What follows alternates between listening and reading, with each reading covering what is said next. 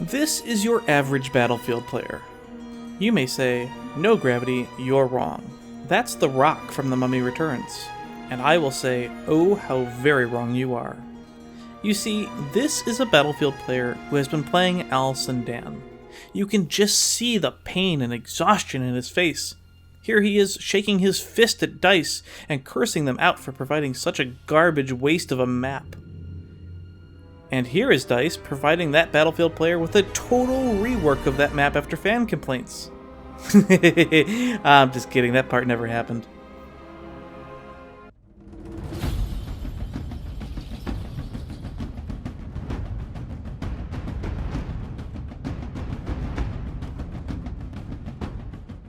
Over the nearly 20-year history of the Battlefield franchise, there have been several great maps worthy of praise. A few of these go on to become legendary, icons themselves of the Battlefield series, and appear time and time again through game engine upgrades and subsequent iterations. This is not that story. This is the story of the maps that few want to play, and remember only because they were that bad. Maps which should never be remade. This is the story of the worst maps in Battlefield. Oh, this is going to be a really tough one. In preparing this video, I suffered extensively playing this map, and even just writing this script caused unfathomable depression and rage. In fact, I nearly broke a keyboard. Today we examine one of the worst maps in the Battlefield series, Sundan. Just what in the hell happened here? Originally meant to be released in full in June of 2019, it was only partially released with Team Deathmatch and Squad Conquest modes. Instead, players waited for the full Conquest mode for an additional 3 months due to stability issues during development, earning it the nickname Sundan. To call Sundan a large map would be a drastic understatement. I have no issues with large maps, but what I do have a problem with is poor map design, and in the case of Sundan, that is a major problem. Issue 1. The flag layout. Like many maps, Sundan has 6 flags, but the spacing of the flags is atrocious. The C and D flags are the only flags on the map that are reasonably spaced, with the E flag being just tolerable. Every other flag is placed in such a way that it requires immense periods of walking or driving to reach. This creates 2 problems.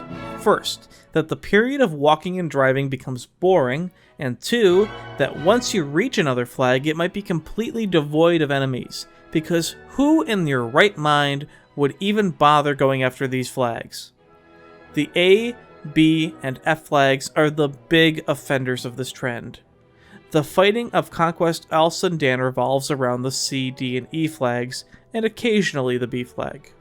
Let's briefly examine the B and E flags. The B flag is a gimme flag, placed downhill from the main German base. It is easily recapturable because the UK reinforcements take forever to arrive from either further downhill D and C. It is also way too close to the main base. Why even have a flag that close? In contrast, the E flag, which is also a gimme flag, often becomes a frustrating murder hole, with German tanks, infantry, and planes constantly assaulting it, or even holding the stupid narrow choke point out of the UK spawn. Now, for the A and F gimme flags. One might almost call them worthless if it wasn't for the fact that the F flag provides a tank, and the A flag provides 2 additional planes. To reach either of these flags, it takes an uncomfortable amount of walking or even driving given the terrain, and the minimal amount of players trying to take these flags makes staying around to defend them not worthwhile. This brings us to issue 2, the empty space. If you are going to make a map this large, you cannot have so much terrain wasted. The F mountains and gorges around the F and A flags significantly increase the time it takes to reach the nearest flags. More importantly, with tanks hanging out around the D flag, moving out over the plains and mountains is often a failure. And then there's the giant empty river gorges between A and F. How could there not be an additional flag here? This map was ported from single player. How could a little extra effort not be made to add some sort of small fishing village here or something? Issue 3, the airfield.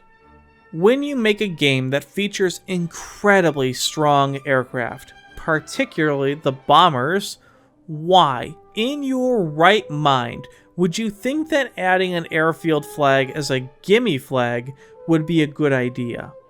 I don't care if you ported the map from single player and it was already there. That would imply that you either move the assets around the map or build the map around the airfield. As always occurs, the Germans almost immediately have access to 2 additional planes, bringing their total up to 5 against the 3 of the UK. Why is this important?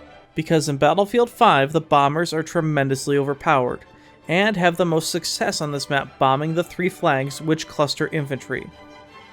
If, under that logic, you wanted to remake Al Sundan to balance the map significantly better, a developer would have made the airfield flag the centerpiece of the map, focusing the fight on the middle of the map where both teams had the opportunity to capture and temporarily gain additional aircraft. Lastly, contrary to most of my videos in this series, let's discuss game modes other than Conquest because it's relevant. Team Deathmatch works well on this map, and that's about it, given that it's focused on the one flag that works well for it. But Breakthrough, oh boy. I am only going to briefly talk about Al Sundan on this game mode because my blood pressure can't handle it. The first sector of this map is enough that after about 2 minutes, any attacking player would want to bash their skull in with a rock.